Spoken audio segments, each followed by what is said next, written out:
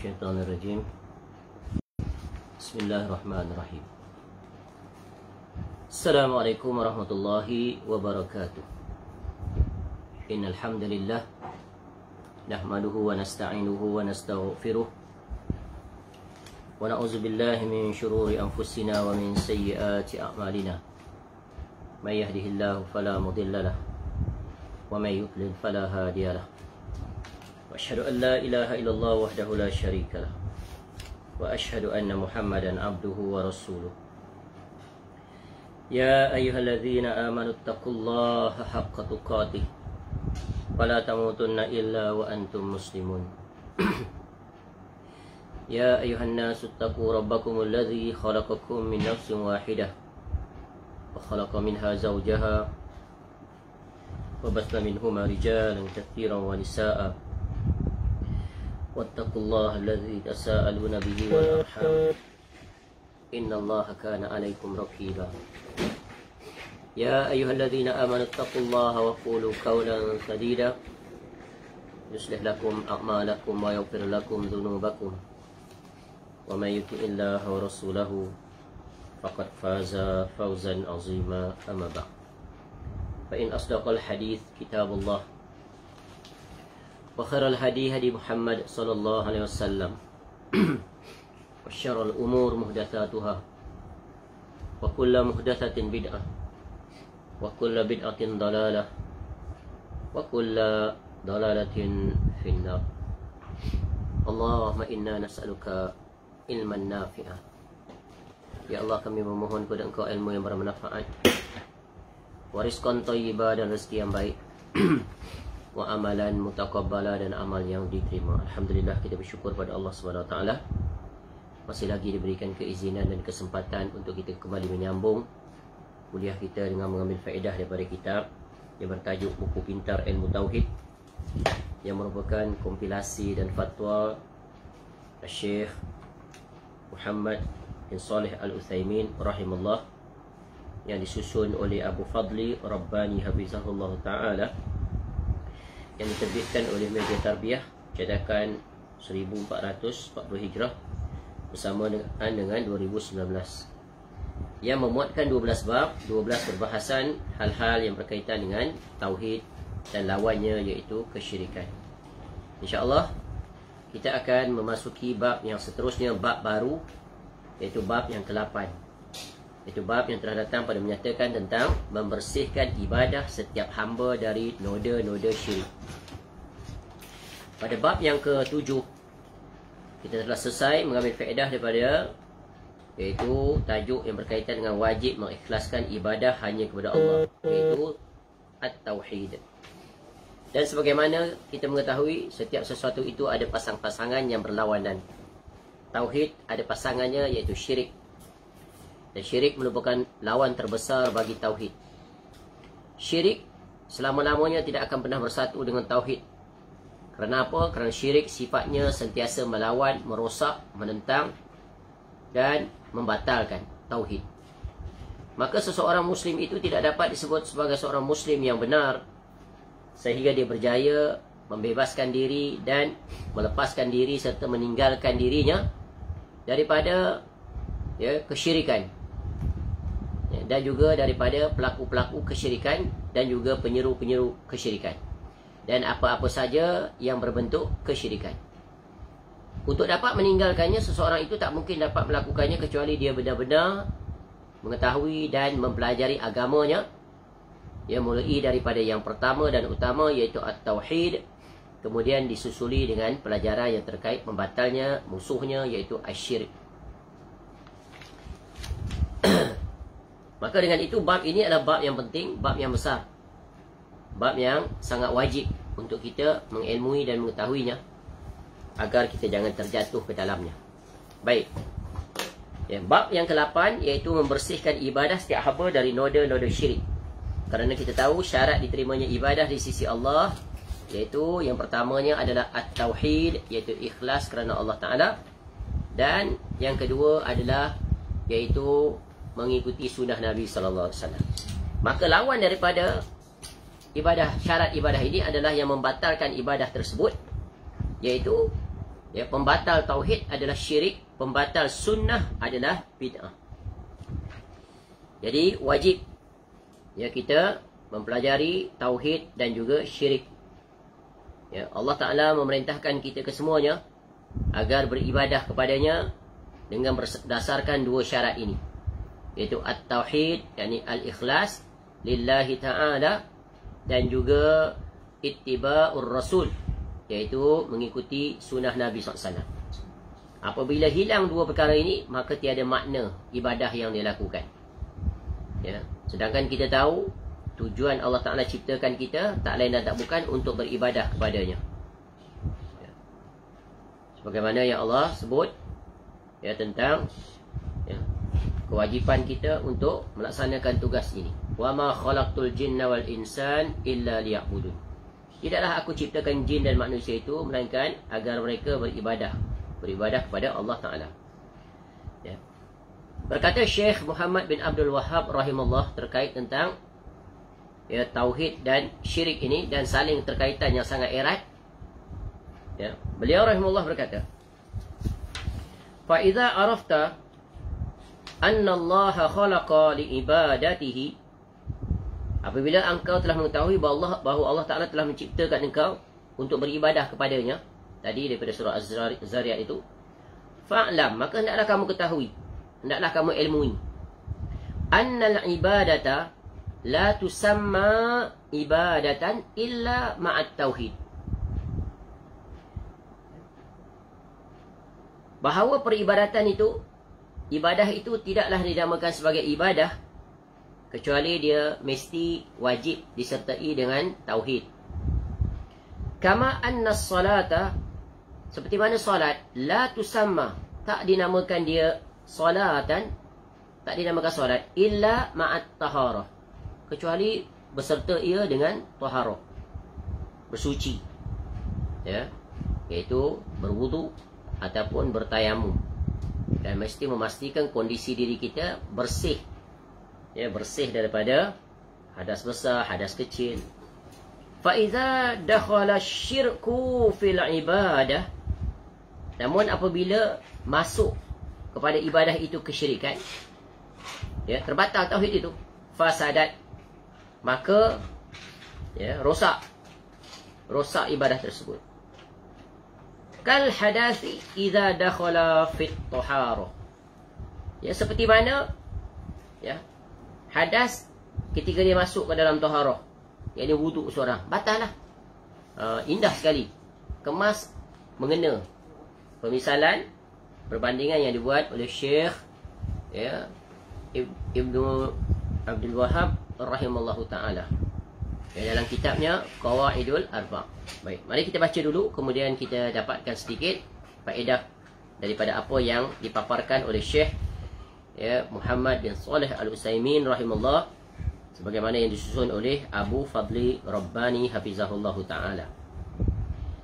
Bab yang ke-8, iaitu membersihkan ibadah setiap hamba dari noda-noda syirik. Bab ini ya, dibahaskan kepada 3 sub perbahasan, iaitu bahagian A, bahagian B, bahagian C, dan biasa dimulakan dengan pengenalan, pengantar ataupun muqaddimah. Kesyirikan merupakan bentuk durhaka dan kemaksiatan yang paling besar terhadap Allah Azza wa Jal. Ya, kesyirikan merupakan sebesar-besar kezaliman dan sebesar-besar dosa yang tidak akan diampuni oleh Allah Azza wa Jal.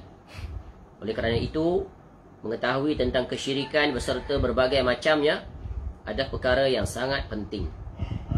Sebab mengetahuinya merupakan jalan untuk menjauhkan diri darinya dengan sejauh-jauhnya. Penyair Arab mengatakan, araftu syarra la li syarri, lakin li tawaqqi. Wa man lam ya'rifi syarra minal khairi yaqa'u fi. Aku mengetahui keburukan bukan untuk aku melakukan keburukan tersebut, tetapi agar aku dapat menghindarinya, terjauhkan daripadanya. Dan barang siapa yang tidak mengetahui keburukan daripada kebaikan, maka jatuhlah ia ke dalam keburukan tersebut. Ya, sebab itu penting, wajib ya, iaitu belajar. Dan ini merupakan fardu ain. Wajib mengetahui tentang tauhid dan pembatalnya, iaitu syirik. Apa sajakah jenis syirik itu? Ya. Kenapa kesyirikan merupakan dosa yang paling besar? Kenapa kesyirikan merupakan kezaliman yang paling besar? Kenapa kesyirikan merupakan maksiat yang paling besar? Kenapa kesyirikan merupakan kemurkaan Allah yang paling besar? Dan kenapa? Tak lain dan tak bukan kerana kesyirikan itu seseorang menyamakan Khaliq, yakni Allah Ta'ala, dengan makhluk yang diciptakan pada hal-hal yang khusus hanya untuk Allah Ta'ala. Seperti apa? Mengambil makhluk untuk diibadahi. Sama seperti Allah Ta'ala yang diibadahi. Memohon sesuatu yang makhluk tak mampu untuk melaksanakannya. Hanya Allah Ta'ala yang mampu. Lalu dia minta juga pada makhluk. Ini adalah syirik. Jadi syirik itu pembatal kepada tauhid. Seperti tadi, hadas yang membatalkan taharah. Jadi wajib untuk kita mengetahuinya agar kita terselamat daripadanya. Orang yang setingkat Nabi Ibrahim AS pun sangat merisau, sangat takut terjatuh ke dalam kesyirikan. Sebagaimana yang disebut dalam surah Ibrahim ayat yang ke-35. Wa idh qala Ibrahim Rabbi ij'al hadzal balada amina wajnubni wa baniya an na'budal asnam. Dan ingatlah ketika mana Ibrahim AS berkata, wahai Tuhanku, Rabbi, jauhkanlah aku beserta anak cucuku daripada menyembah berhala-berhala. Siapa di antara kita yang dijamin selamat daripada terjatuh dalam kesyirikan? Orang setingkat Nabi Ibrahim AS, Khalilullah, Abul Anbiya pun khawatir terhadap dirinya sendiri beserta anak keturunannya. Dan kenyataannya anak keturunannya banyak yang terjatuh dalam kesyirikan. Menyembah berhala, mengambil sekutu-sekutu selain daripada Allah yang dijadikan tempat ataupun rujukan ataupun untuk diibadahi. Sedangkan Nabi Ibrahim AS adalah orang yang paling kenal Allah Ta'ala, kekasih Allah, bapa seluruh para rasul. Nabi SAW pun sangat khawatir tentang hal yang satu ini.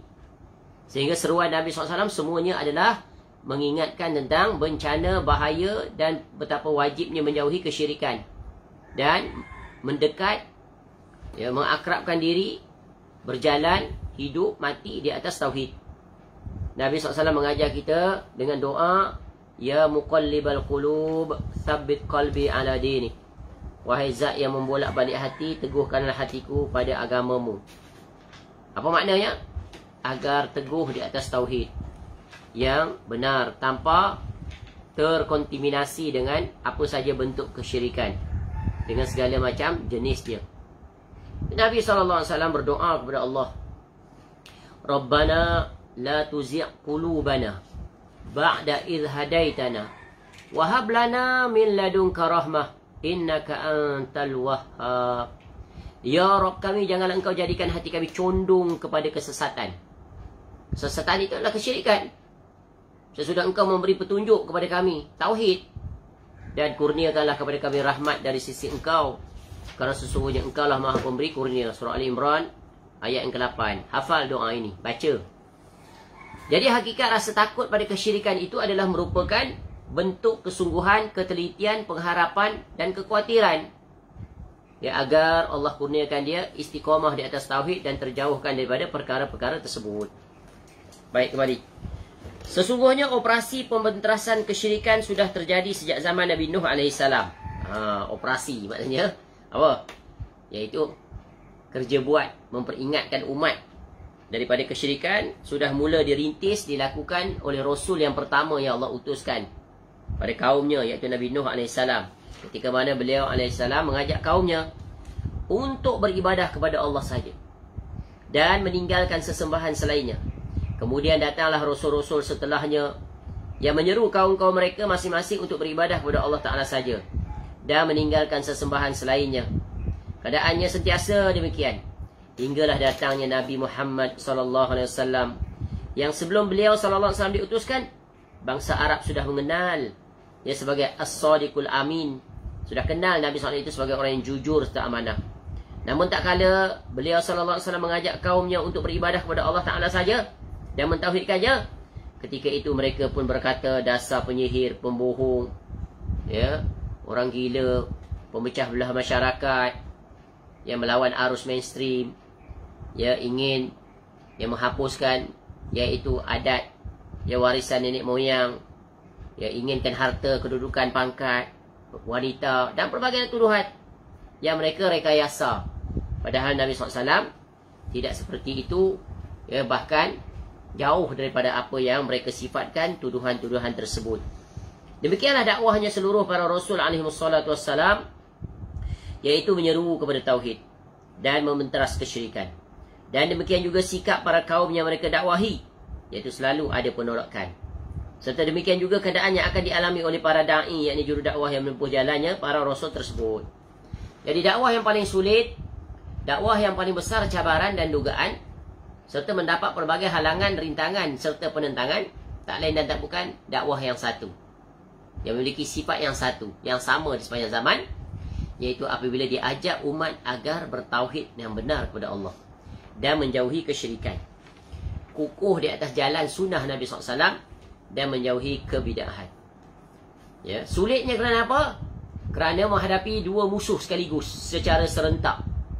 Yang pertama, musuh yang memang sudah dikenali, ya, yang sudah turun-menurun, iaitu orang-orang kafir.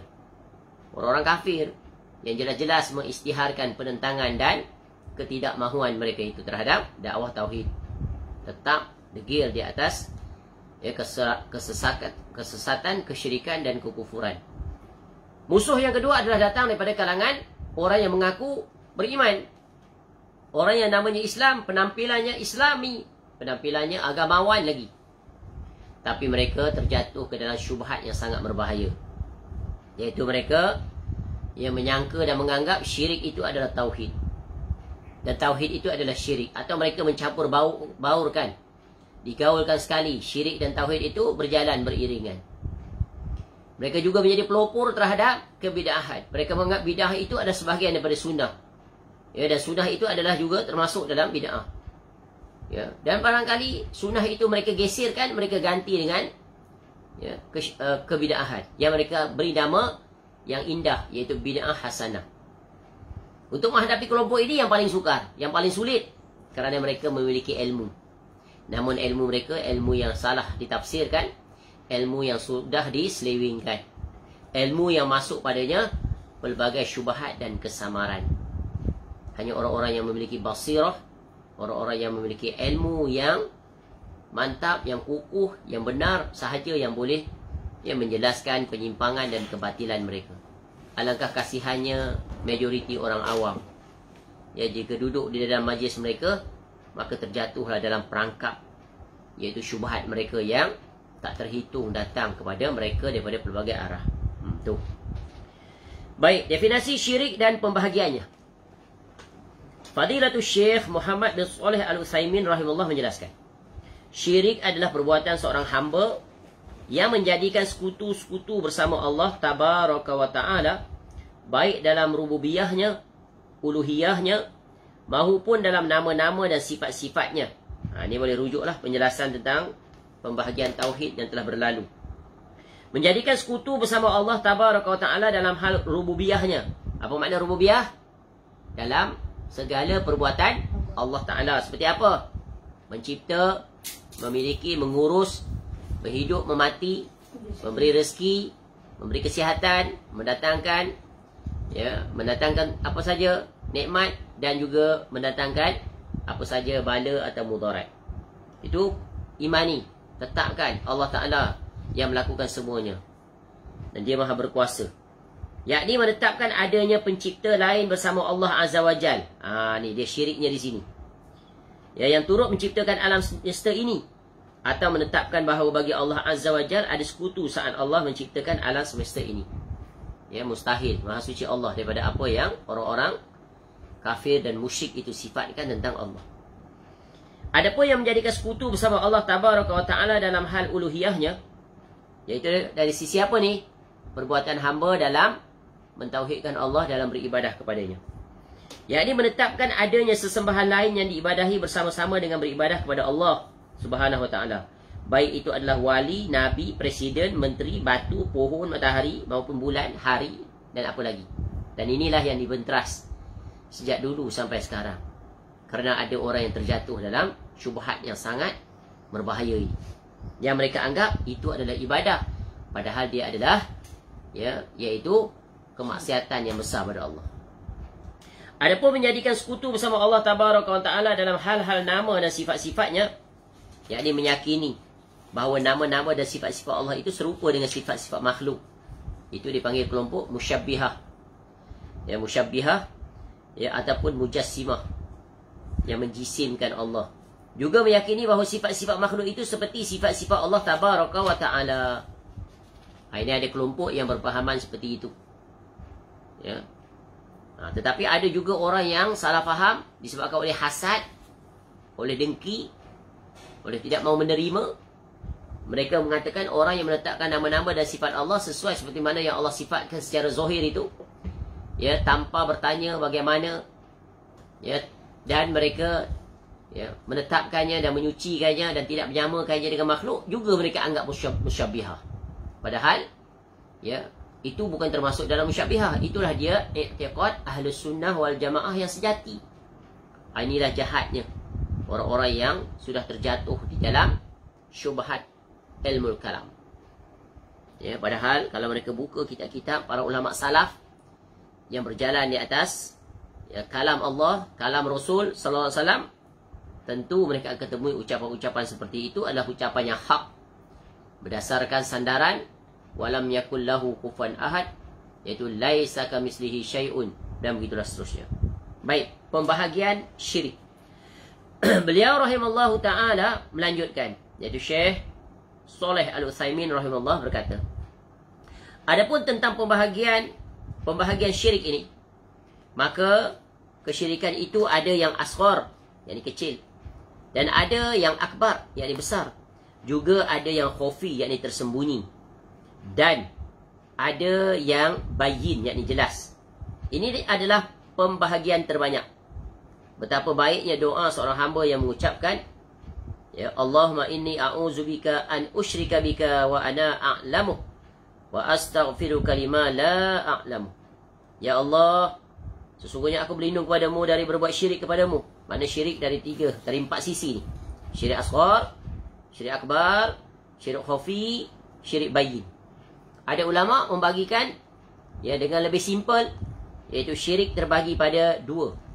Syirkun akbar, syirkun asghar. Ada pada ulama bagi pada tiga.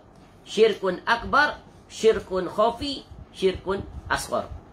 Yang di sini 4. Jadi boleh 4, 3, 2. Tapi semuanya mencakupi. Sama. Ketika mana menjelaskan pasti akan ditemui perincian ini.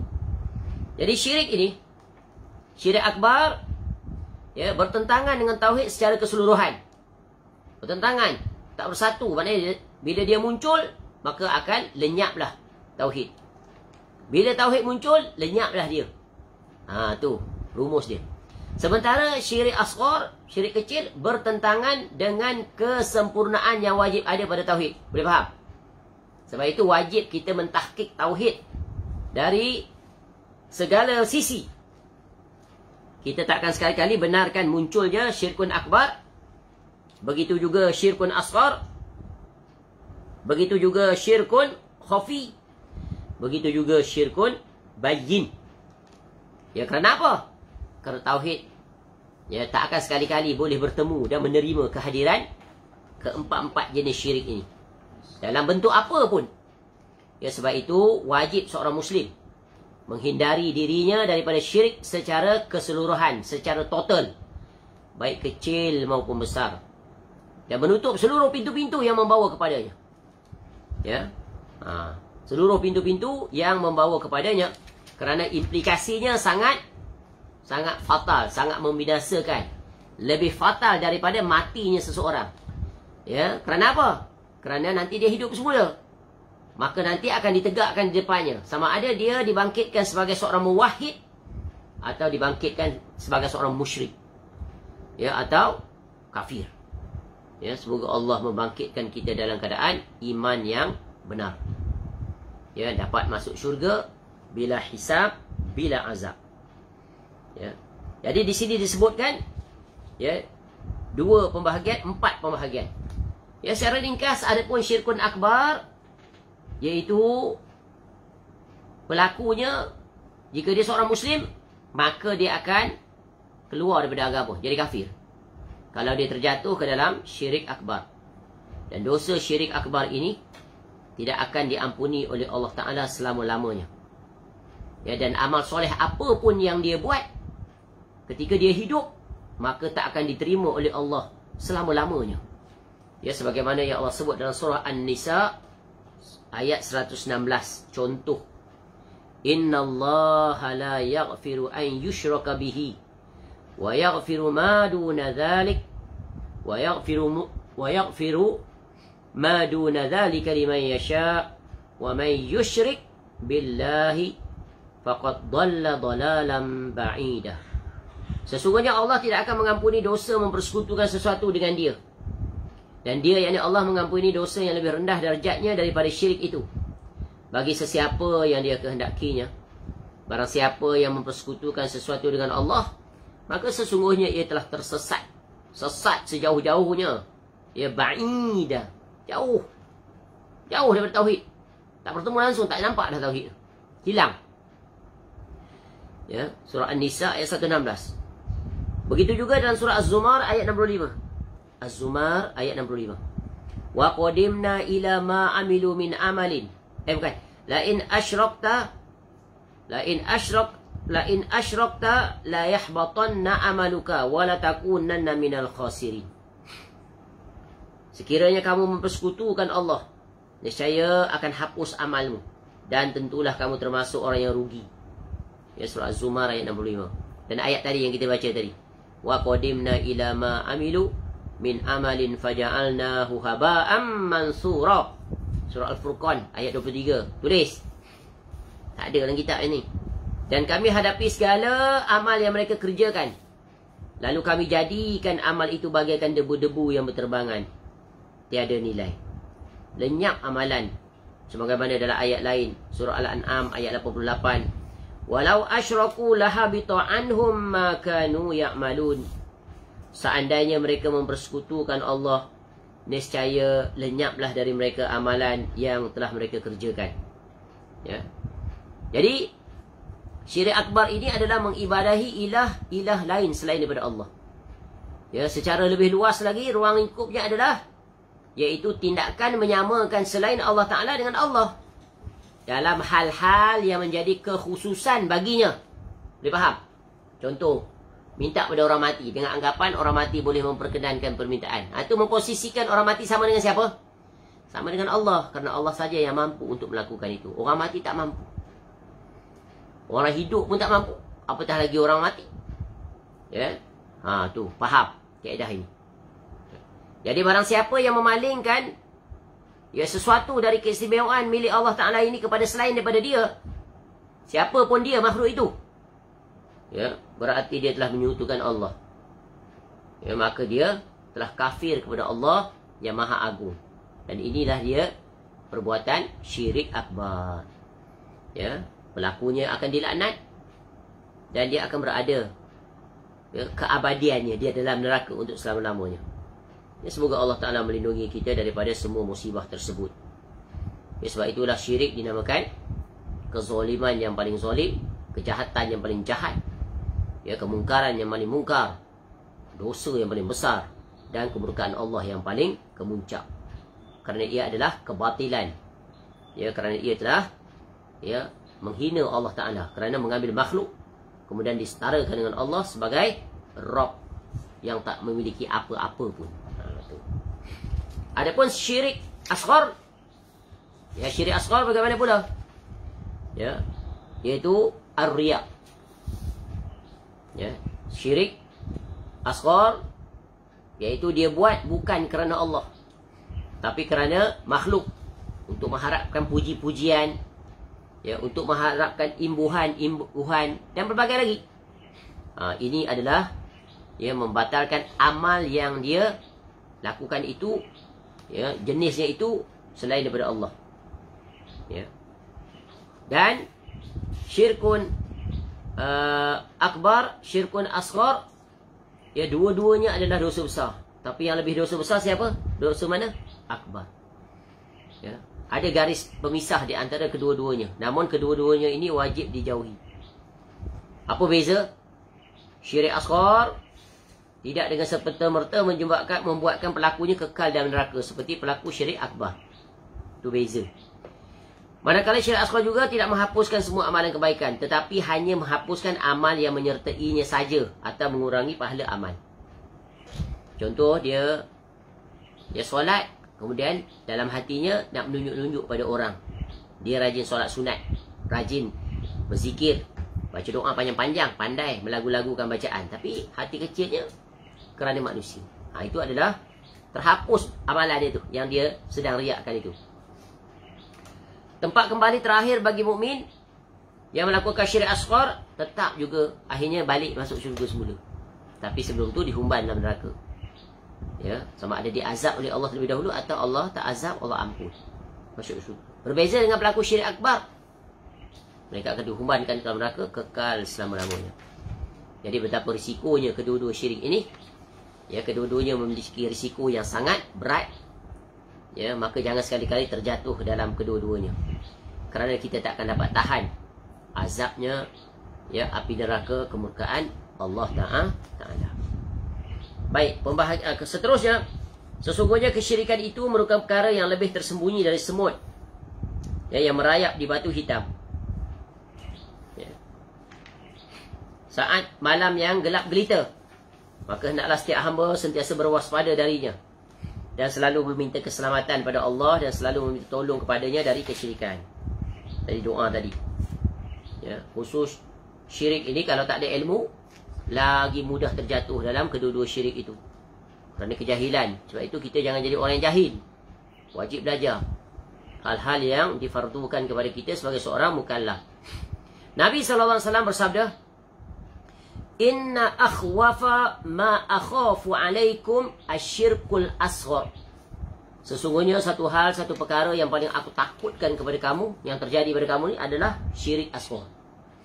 Qalu, para sahabat pun bertanya Nabi SAW, wa masyirkul asghar ya Rasulullah. Betapa takutnya para sahabat, immediately respon, tanya balik. Padahal Nabi SAW boleh saja, biasanya kalau ditanya Nabi SAW sendiri akan menjawab. Ya, qala, lalu Nabi SAW pun jawab persoalan mereka itu, menunjukkan they are very concerned, khawatir, takut. Yaqulullahu yawmal qiyamati, berfirman Allah Ta'ala pada hari kiamat kelak, ya, kepada siapa ni? Kepada hamba-hambanya yang berada di padang mahsyar itu. Idza juzi'a an-nasu bi a'malihim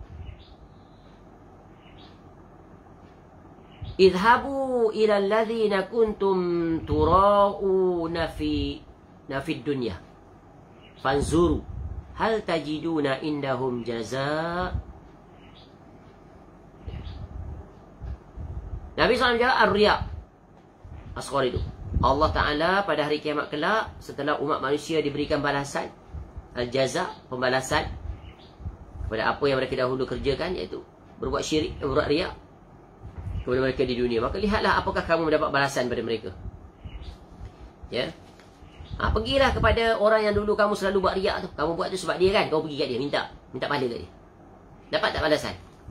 Tentu tak dapat, sia-sia. Itu adalah bentuk sindiran yang merupakan kecaman, yang merupakan kemurkaan. Ya. Sebagaimana contoh dalam hadis yang lain, ayyuhan nas iyyakum wa syirkas sarair. Wahai manusia, semua sekali kamu manusia, jangan kamu melakukan syirik sarair. Apa maknanya? Tak nampak, tak jelas syirik tu. Qalu, ya Rasulullah, wa ma syirkus sarair? Ya, wa ma syirkus sarair? Apa syirik sarair itu ya Rasulullah? Qal, yakumur rajulu fayusalli fayuzayyinu salatahu lima yara min nazarir rajuli ilaih fadzalika syirkus sarair. Tu. Apa makna? Ya. Syirik sarair ni. Lalu Nabi SAW jelaskan, iaitu jika ada seseorang berdiri lalu mengerjakan solat, kemudian membaguskan solatnya. Kerana apa? Kerana dia melihat ada orang yang memerhatikannya. Maka demikianlah yang disebut dengan syirik sarair. Sarair itu kecil lah. Syirik yang tersembunyi, syirik kecil, tapi membinasakan amal. Ya, ada orang panjang doa baca, kuat, berlagu bagai, semangat, sampai menangis air mata. Ekstrim ke terpekik terlolong bagai. Tapi bila tiada orang, pendek-pendek tak baca pun, dalam malam-malam saja. Atau kalau di rumah langsung tak apa-apa. Itu contoh. Tanda. Jadi Nabi SAW ajar. Tanda itu sangat senang dikenal pasti. Ya. Jadi jangan sekali-kali. Ya, kerana apa? Amal yang ditujukan untuk selain Allah, maka itu akan merugikan pemiliknya. Letih, penat badan je. Padahal kita beribadah untuk mengharap rahmat Allah Ta'ala. Tiba-tiba semuanya tertolak, tak diterima. Ya, rugi sekali. Ya, dan nak menjaga perkara ini bukannya senang. Ya, sebab tadi disebut seperti semut di malam hari di atas batu hitam. Macam mana nak kesan? Kecuali ada ilmu. Ilmu yang apa? Ilmu yang mantap, ilmu yang kukuh, mungkin. Tengok Nabi SAW, dia sebut kepada kita, asyirku akhfa min zabibin namli ala safa fil lailati zolma. Zolma, insyaAllah. Syirik itu lebih tersembunyi daripada langkah semut di atas batu di tengah malam yang gelap. Semut dalam gelap nampak. Semut pula hitam. Ya. Tu. Wa adnahu an tuhibba ala syai'in minal jawri au tubghidha ala syai'in minal adli. Syirik yang paling ringan adalah engkau menyertai sedikit daripada kezaliman atau membenci sedikit daripada keadilan. Itu contoh bentuk.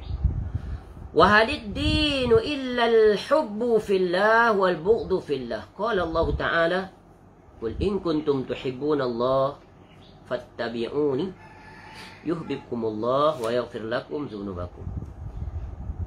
Tidaklah agama itu melainkan cinta kerana Allah dan membenci juga kerananya. Allah Ta'ala berfirman, katakanlah, jika kamu benar-benar menyintai Allah, maka ikutilah aku. Nescaya Allah akan mengasihi dan mengampuni dosa-dosa kamu. Baik. Selesai secara ringkas faedah tambahan penjelasan terhadap hal yang terkait tentang syirik. Pembahagian syirik secara ringkas. Ada pun perincian yang kita telah mempelajarinya dalam kitab, iaitu syarat dan rukun tauhid, dan juga buku yang berkaitan dengan syirik. Ya, telah belajar dua-dua benda tu. Alhamdulillah. Maka telah selamat kita. Selamat dari sisi apa? Terlepas kewajipan. Telah mempelajari kewajipan, iaitu fardu ain, mempelajari dua-dua perkara ini. Adapun sesudah itu adalah, iaitu kita kena belajar untuk pemantapan, mentahqiq tauhid selagi kita hidup. Jadi belajar tauhid dan belajar syirik ni berulang-ulang di berbagai kesempatan. Agar apa? Agar selamat. Baik, bahagian B, keburukan syirik. Baik yang kecil maupun yang besar, yang tersembunyi maupun yang jelas, kesyirikan merupakan keburukan yang sangat parah. Keburukan dari perbuatan syirik sangatlah banyak. Ya, syirik ni keburukan dia tak terhitung banyaknya. Jadi bahaya dia, bahaya syirik ni apa? Yang pertama, iaitu kerosakan yang paling besar. Syirik ni kerosakan yang paling besar di atas muka bumi. Lebih besar kerosakannya daripada bencana alam. Banjir besar, tanah runtuh, ya, kemarau yang panjang. Syirik ni paling besar. Ya, musibah yang paling besar apa? Syirik. Tapi pernah tak orang sebut begitu? Tak pernah kan? Musibah, ada tengok musibah, bangunan runtuh, ribuan orang mati, itu musibah yang paling besar, kerosakan yang paling besar. Tetapi sebenarnya dari sisi neraca syariat, kerosakan yang paling besar adalah iaitu syirik. Syekhul Islam Ibn Taymiyah rahimahullah berkata, perbuatan syirik adalah sebesar-besar kerosakan di muka bumi, sebagaimana tauhid adalah sebesar-besar perbaikan. Benar. Oleh kerana itu Allah Ta'ala berfirman, Inna fir'auna 'ala fil ardi ja'ala ahlaha syia'an yastatifu ta'ifatan minhum yudhabbihu abna'ahum wa yastahyi nisa'ahum innahu kana minal mufsidin.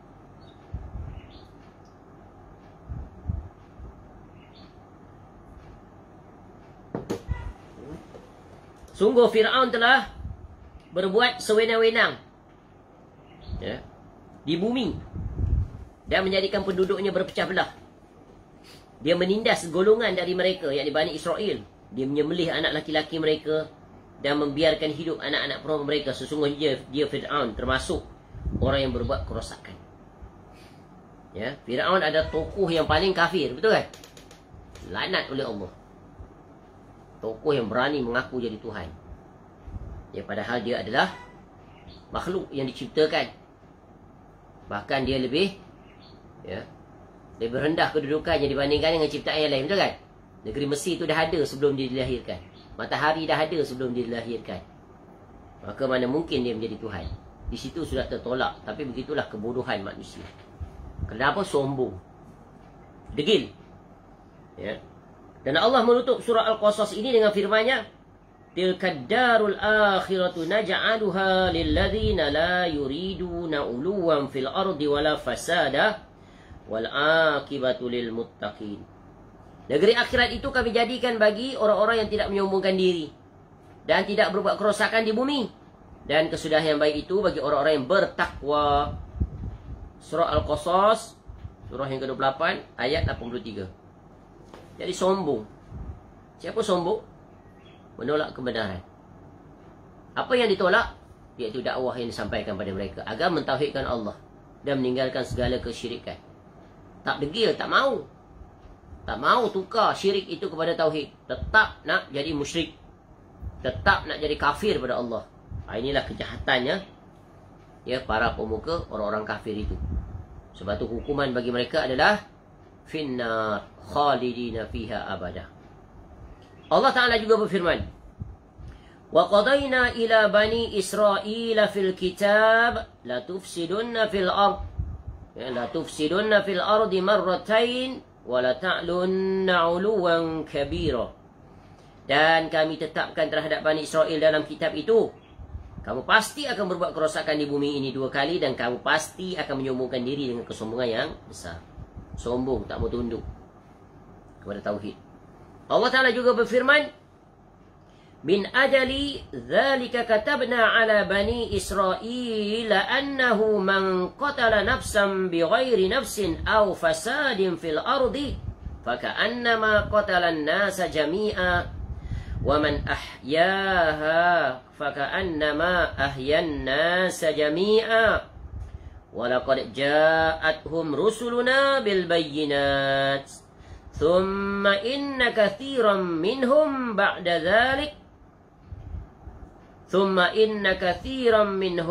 dzalik fil ardi lamusrifun."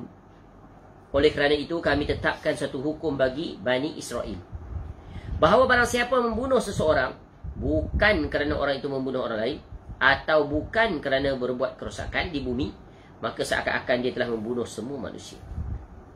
Barang siapa memelihara kehidupan seorang manusia, maka seakan-akan dia telah memelihara kehidupan semua manusia. Sesungguhnya Rasul kami telah datang kepada mereka dengan membawa keterangan-keterangan yang jelas. Tetapi kemudian banyak di antara mereka setelah itu melampaui batas di bumi ini. Al-Ma'idah surah ke-5 ayat 30. Melampaui batas. Perkara yang paling besar melampaui batas apa? Syirik kepada Allah. Degil, tak mau mentauhidkan Allah. Ingkar, tetap di atas kesyirikan dan kekufuran. Itulah dia orang-orang yang sombong, yang lupa akan asal dari mana datang mereka dan hakikat ke mana mereka akan pergi. Lupa kepada Allah yang memberikan nikmat yang tak terhitung banyaknya kepada mereka. Para malaikat pun berkata, "Ataj'alu fiha man yufsidu fiha wa yasfiku ad-dima' wa nahnu nusabbihu bihamdika wa nuqaddisu lak. Qala inni a'lamu ma la ta'lamun." Apakah engkau nak menjadikan orang yang merosak dan menumpahkan darah di sana, sedangkan kami selalu bertasbih memujimu dan menyucikan namamu. Allah pun berfirman, sesungguhnya aku mengetahui apa yang tidak kamu ketahui. Surah Al-Baqarah, surah yang kedua, ayat 30. Jadi ketika mana Allah menciptakan Adam AS dan isterinya, malaikat seolah-olah protes pada Allah. Kenapa? Kerana Allah bagi tahu pada malaikat, ni anak keturunan Adam ni nanti di antara cirinya ada suka berperang, suka berbunuh, suka berkelahi, suka bergaduh. Ya, tu yang pertama. Ya, menjadikan merosak. Rosak pelbagai lah. Dan kerosakan yang paling besar dari sisi apa? Tauhid. Ya, rosak tauhidnya. Dia berpaling kepada kesyirikan. Padahal nenek moyangnya mentauhidkan Allah. Ketika berada dalam ruh, alam ruh, tetap mentauhidkan Allah. Akui, akur akan Allah. Alastu bi rabbikum? Qalu bala syahidana. Baik. Pokok pembaikan adalah tauhid dan iman. Adapun pokok kerosakan adalah kesyirikan dan kekufuran. Sebagaimana firman Allah Ta'ala tentang kaum munafik. Wa idza qila lahum la tufsidu fil ard qalu innama nahnu muslihun. Dan apabila dikatakan pada mereka, janganlah berbuat kerosakan di bumi, mereka menjawab, sungguhnya kami justru orang yang melakukan pembaikan. Ya, surah Al-Baqarah, surah yang kedua, ayat 11. Ucapan saja, tapi tidak di perbuatan. Pengakuan saja, tetapi tidak di pelaksanaan. Siapa mereka itu? Orang munafik. Yang natijah akhirnya mereka akan dihumbankan ke dalam neraka yang paling dalam. Mereka kufur kepada Allah. Daripada mereka mengetahui bahawa tauhid itulah yang hendaknya mereka ikuti, mereka jadikan sebagai kehidupan mereka. Kesimpulannya, perbuatan syirik dan menyeru kepada selain Allah Ta'ala serta beribadah kepada selainnya atau mengambil teladan selain Rasulullah SAW, itu semua adalah sebesar-besar kerosakan di muka bumi. Iaitu apa? Memalingkan agama ini daripada wajah aslinya, diganti dengan bikinan manusia-manusia atas nama apa pun mereka itu. Agamawankah mereka itu? Cendekiawakankah mereka itu? Ya, berjawatankah mereka itu? Ya, agama sesekali tak mengizinkan. Untuk hak mutlak Allah Ta'ala dan juga Rasulullah SAW diambil oleh tangan-tangan manusia dalam menggezetkan sesuatu ibadah ataupun sesuatu perkara. Baik. Dan tidak ada pembaikan bagi bumi beserta penghuninya, melainkan menjadikan Allah Azza wa Jalla sebagai satu-satunya zat yang disembah. Tidak ada yang selainnya. Juga harus dengan menjadikan satu-satunya teladan adalah Rasulullah SAW. Adapun orang selain beliau SAW, maka ia ditaati jika ia menyuruh untuk mentaati Rasulullah SAW. Sedangkan jika ia menyuruh untuk durhaka kepada Rasulullah SAW, maka tidak boleh didengar dan tidak boleh ditaati. Ini kaedah yang hendaknya jangan dilanggar. Namun kenyataannya ramai yang melanggar. Mereka langgar perintah Allah, mereka juga langgar perintah Rasul SAW. Dengan mereka menggantikan tauhid dengan kesyirikan. Dengan mereka menggantikan sunnah dengan kebid'ahan. Namun mereka solek, hiasi bid'ah mereka itu dengan nama yang indah, bid'ah hasanah. Ya, mereka hiasi, tak kelihatan kebid'ahan mereka itu. Kecuali orang-orang yang Allah selamatkan. Kerana sesungguhnya Allah memperbaiki bumi ini melalui Rasulnya dan agamanya dengan memerintahkan untuk bertauhid. Rosaknya, kocak-kacirnya, hilang aturan, hilang keseimbangan dunia ni disebabkan oleh apa? Hilangnya tauhid kepada Allah. Menipis, cacat. Kerana di antara ingredient tauhid itu adalah takut. Ya, orang yang bertauhid pasti ada sifat takut. Takut pada siapa? Takut kepada Allah Ta'ala. Dengan itu dia takkan berani berbuat kerosakan, penipuan, yang merosakkan alam, mencuri, yang mencuri hasil alam, pasir di sungai, di laut, habis dia curi. Ya, mineral-mineral bumi dia curi, dia rosak muka bumi. Ya, pohon-pohon balak dia curi, sehingga cacat ekosistem dunia ini. Rosak, serosak-rosaknya berlakulah pelbagai bencana. Banjir kilat, ya, musim kemarau yang panjang, ya, dan pelbagai lagi. Ya, rosak. Kenapa? Kerana tauhidnya telah tercacat. Keikhlasannya sudah hilang, takutnya pada Allah sudah hilang, maka dia berani melakukan dengan semena-mena. Tu. Baik, selesai. Iaitu Nombor 1, keburukan syirik. Ya, keburukan syirik. Yang kedua, ia adalah tadi kerosakan yang paling besar. Sekarang dia adalah keburukan yang paling besar. Jelek tu maknanya buruk. Keburukan. Buruk lawannya baik. Ya. Sesuatu yang tak disukai. Jelek, buruk, huduh. Syekhul Islam Ibn Taimiyah rahimahullah berkata, Allah Azza wa Jalla memerintahkan untuk taat kepadanya dan taat kepada para rasulnya. Ya, Allah juga melarang durhaka kepadanya dan durhaka pada rasulnya. Allah memerintahkan untuk bertauhid dan ikhlas serta melarang dari menyekutukan Allah Ta'ala. Ya. Sebesar-besar kebaikan adalah tauhid. Adapun sebesar-besar keburukan adalah kesyirikan. Ya, jadi tidak ada istilah perkara kecil, remeh je ni, kecil. Tak. Dia melihat orang memakai tangkal di tangan, itu bukan perkara kecil, perkara besar. Kerana boleh terbatal tauhid. Melihat orang berbondong-bondong ke kuburan dengan anggapan kuburan itu tempat mustajab doa, boleh minta langsung pada syekh kerana dia boleh memperkenankan padahal dia dah mati, berada di alam barzakh. Itu akan membawa kepada terbatalnya tauhid. Sebab itu syirik itu sangat buruk wajahnya. Dan sangat buruk lagi huduh pelaku-pelakunya. Kerana mereka sedang membawa manusia untuk membaham api neraka. Padahal mereka menyangka mereka menuju ke syurga. Inilah bahayanya tipu daya iblis. Yang menyamar-nyamarkan sesuatu kepada orang-orang yang asalnya memiliki niat baik, tapi terjerumus dalam cara yang salah. Allah Ta'ala berfirman, Inna Allah la yaghfiru an yushraka bihi wa yaghfiru ma duna dhalik wa yaghfiru ma duna dhalika liman yasha wa man yushrik billahi faqad iftara ithman azima. Ithman azima. Sesungguhnya Allah tidak akan mengampuni dosa berbuat syirik kepadanya. Dan Allah mengampuni dosa-dosa selain syirik bagi sesiapa saja yang dia kehendaki. Siapa saja yang berbuat syirik, maka sungguh dia telah berbuat dosa yang besar. Jadi syirik ni tiada harapan untuk diampuni dosa oleh Allah kalau dia mati dalam keadaan dia di atas kesyirikan. Adapun selain dosa kesyirikan, kalau dia mati dalam keadaan di atas kemaksiatan, tak sempat bertobat, namun peluangnya tetap akan mendapat keampunan Allah. Terserahlah kepada Allah untuk mengampuninya serta-merta, atau dia diazab terlebih dahulu, kemudian dikeluarkan dan dimasukkan ke dalam syurga. Tapi untuknya hanya ada dua natijah, dua hasil. Ya, orang-orang yang melakukan dosa-dosa selain syirik, ya, iaitu dimasukkan ke dalam syurga disebabkan keluasan rahmat Allah, atau dihumbankan ke dalam neraka untuk tempoh yang tertentu juga dengan keluasan rahmat Allah. Namun natijah kedua-duanya sama, masuk syurga akhirnya. Adapun pelaku kesyirikan, mereka akan kekal selama-lamanya di dalam syurga, walaupun ya, ketika di dunia mereka adalah orang yang termasuk ahli ibadah.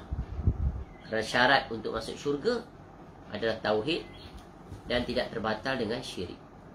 Camkan perkara yang sangat besar dan penting ini. Allah Ta'ala juga berfirman, wa minan nasi man yattakhizu min dunillahi andadan yuhibbunahum ka hubbillah walladzina amanu asyaddu hubban lillah.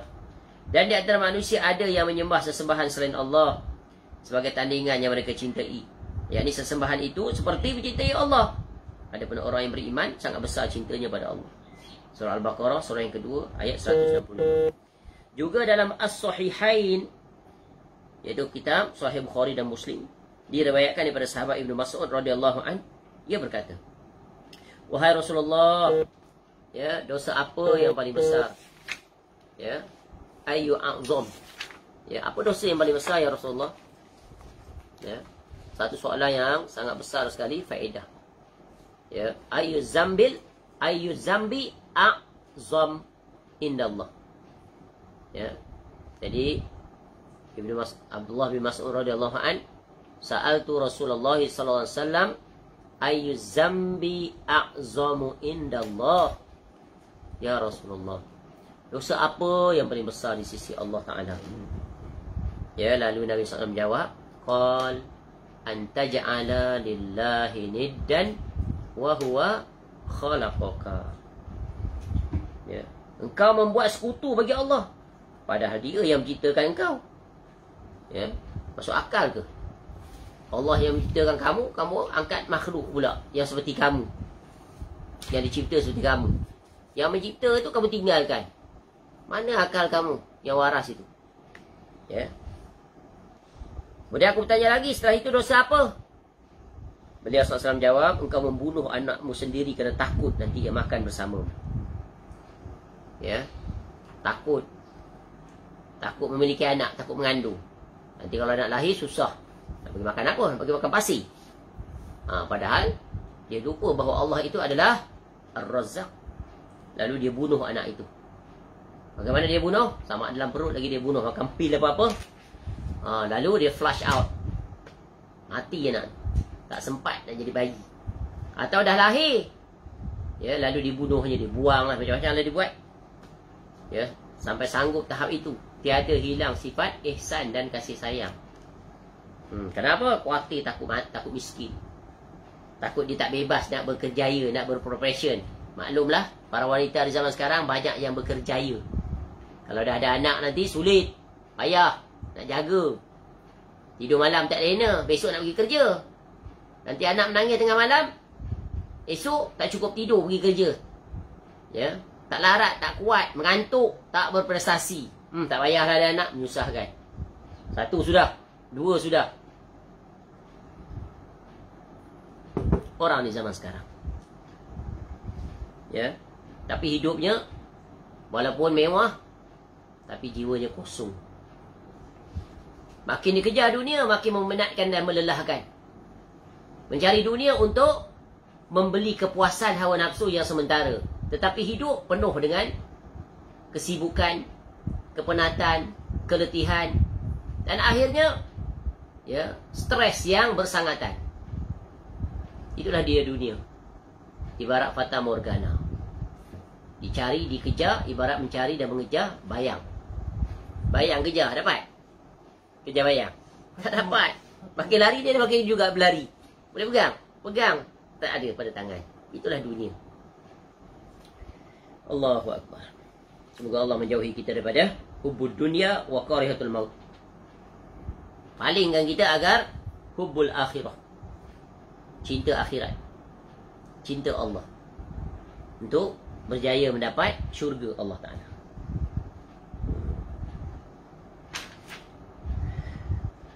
Aku bertanya lagi, setelah itu dosa apa? Beliau SAW jawab, engkau berzina dengan isteri tetanggamu. Ini. Ya. Di zaman sekarang, perkara ini sangat besar. Besar keberangkaliannya boleh berlaku.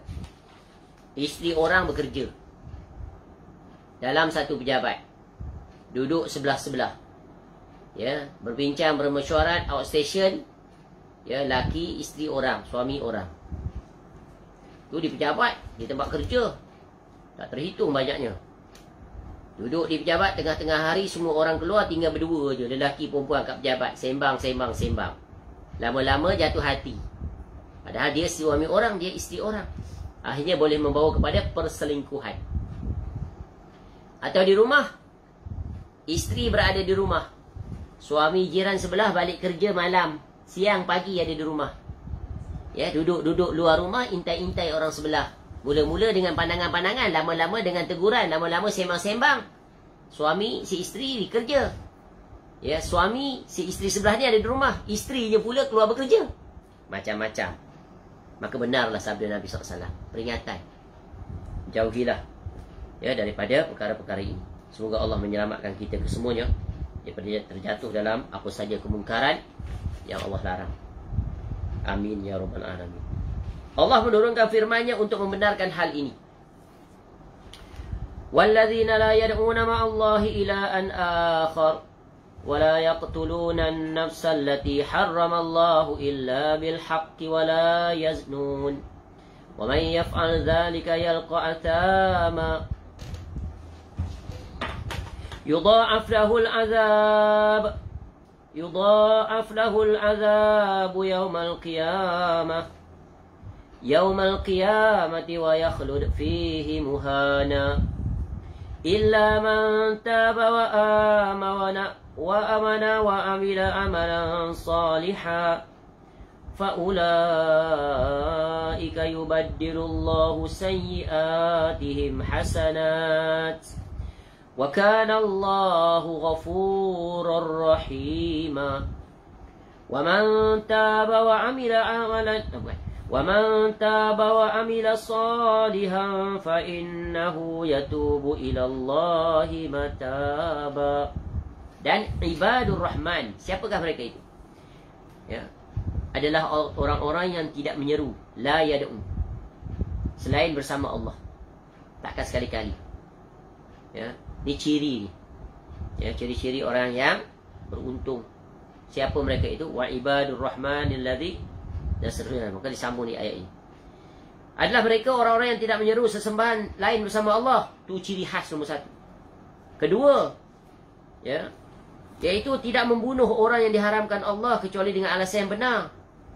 Sekarang orang bunuh anak sendiri, ya, bunuh orang yang paling dekat dengannya tanpa rasa bersalah. Kenapa? Mengikuti nafsu yang tak terkendali, marah yang tak terkawal, kecuali dengan alasan yang benar. Dan yang ketiga, tidak berzina, ya. Dan siapa saja yang melakukan semua larangan itu, nescaya ia akan mendapat hukuman yang berat. Hukuman yang berat daripada Allah. Di mana? Ya, di dunia, juga di negeri akhirat. Ya, kalau dia murtad, keluar daripada agama, ada hukumannya. Itu hukum bunuh. Ya, kalau dia membunuh seorang tanpa hak, juga dihukum bunuh. Kalau berzina, sama ada dihukum bunuh dengan rejam jika dia sudah berkahwin, atau disempat dengan rotan 100 kali. Itu undang-undang syariat. Adapun undang-undang dunia tak berlaku, ringan saja. Ya. Maka tak heranlah manusia tidak takut jatuh dalam pelbagai dosa seperti ini. Jadi akan dilipat gandakan azab untuknya pada hari kiamat. Jadi hari kiamat dia akan dilipat ganda azab, dan dia akan kekal dalam azab itu dalam keadaan terhina, kecuali orang-orang yang bertaubat. Maka hendaknya kita sentiasa bertaubat kepada Allah dan berdoa dengan doa tadi, iaitu agar Allah selamatkan kita daripada terjatuh dalam pelbagai dosa dan maksiat. Kerana kita tidak tahu, ya, bagaimana nanti, ya, kesudahan kita di negeri akhirat. Maka persiapkan agar kita selamat. Ya, kecuali orang yang bertaubat, kemudian orang yang beriman, dan orang yang beramal soleh. Jadi ada 3 sini. Selamat, bertaubat, beriman, beramal soleh. Semuanya kembali kepada apa? At-tauhid. Selamat daripada apa? Asyirku, syirik. Allah Maha Pengampun, Maha Penyayang. Lalu Allah jelaskan sifatnya.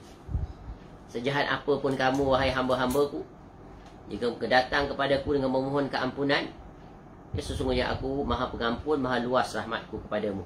Sejahat apapun, ya, pintu pengharapan tak tertutup selagi mata tak tertutup, yakni al-maut. Dan siapa saja yang bertaubat dan mengerjakan kebajikan, ya, maka sesungguhnya ia bertaubat kepada Allah dengan taubat yang benar. Bukti taubat yang benar adalah, yang pertama, menyesal. Yang kedua, ya, meninggalkan maksiat itu. Yang ketiga, tidak bercita-cita untuk melakukannya lagi, apatah lagi melakukannya.